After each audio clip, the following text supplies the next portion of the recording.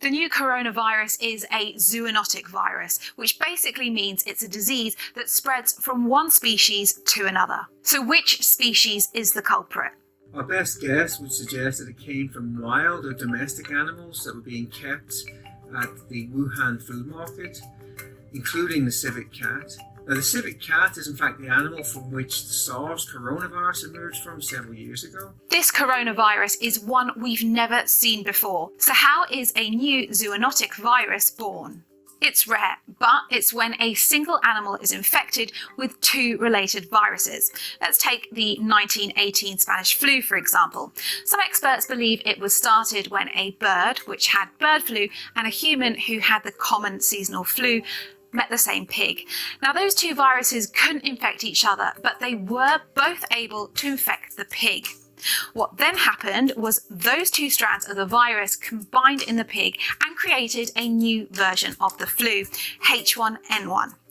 The pig was then able to infect the human with the new mutation of the virus, but because there were elements of the animal virus, the human's immune system wasn't able to defend itself.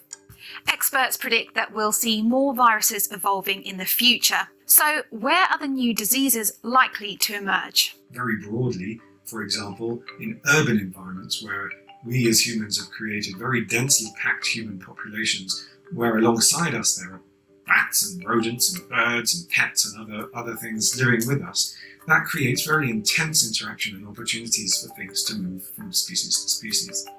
But there are other such environments, often created as part of our economy or the way that we live. So, for example, slaughterhouses, where individuals who work there are in intense contact not just with animals but with the different parts of the insides of animals.